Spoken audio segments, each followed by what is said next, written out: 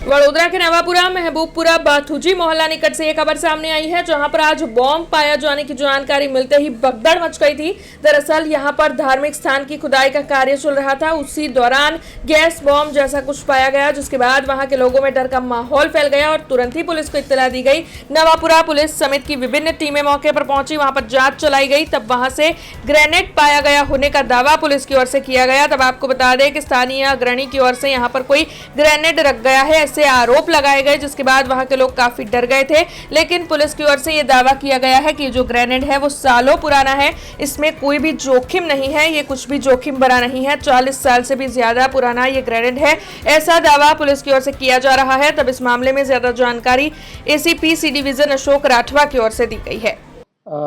આજ રોજ નવાપુરાના મહેબૂબપુરા વિસ્તારમાં જ્યાં મહેબૂબપુરા ચોકી આવેલી છે પોલીસની, ત્યાં જે મંદિર છે, મંદિર પાસે મંદિરના ટ્રસ્ટીઓ દ્વારા કોઈ કામથી ખોદકામ કરવામાં આવેલું હતું, તો ત્યાંથી એક 3 વે ગેસ ગ્રેનેડ છે જે 40 થી 50 વર્ષ જૂની બનાવટનો હોય એમ પ્રાથમિક દ્રષ્ટિએ દેખાઈ આવેલું છે, એ મળી આવેલ છે। એ મળતાની સાથે જ નવાપુરા પોલીસે અમારી BDDS ટીમ છે એને ઇન્ફોર્મ કરેલું હતું અને BDDSની ટીમ ત્યાં આવીને ચેક કરતાં આ જે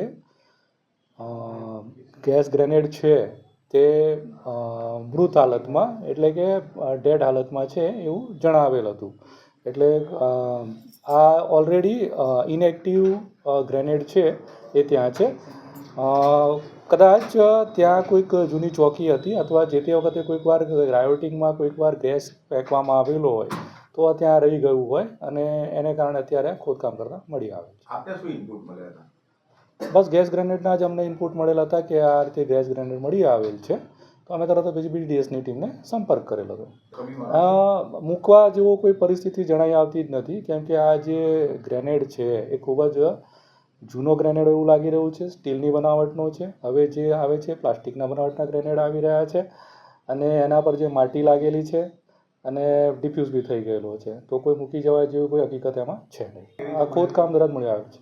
હા, ગેસ ગ્રેનેડ અત્યારે જે ગેસ ગ્રેનેડ હતા એ 2 ટાઈપના આવતા હોય છે। એક તો જે આપણી રાઇફલ છે એમાં મૂકી અને શૂટ કરતા હોઈએ છીએ, બીજા હેન્ડ ગ્રેનેડ આવતા હોય છે કે હાથમાંથી એની પિન કાઢી અને આપણે ફેંકતા હોય છે, તો એ ટીયર ગેસ ટાઈપનો એક ગ્રેનેડ આવતો હોય છે કે જેનાથી ગેસ નીકળતો હોય છે અને ટોળું વિખરાઈ જતું હોય। આ નવાપુરા ભાથુજી મેલ્લો છે, અહીં આગળ અમારું માતાનું મંદિર બનાવવાનું અમે સ્ટાર્ટ કર્યું છે। 40-45 વર્ષ પછી મંદિરનું ખોદકામ ચાલુ કર્યું, તો આજે સવારે ગ્રેનાઇટ બોમ્બ જેવું નીકળ્યું। ખાડાને એવું તો ખોદાઈ જ ગયું હતું। જ્યારે મજૂર કામ કરવા આવ્યા ને તો ખૂણામાંથી, મંદિરના ખૂણામાંથી પથ્થર પર મૂકેલો હતો। અમે પોલીસ સ્ટેશનમાં જાણ કરી, એ લોકો આવ્યા, 2-3 PI સાહેબને એ લોકો આવીને ગયા તો કે આને કોઈ અડકતા ના।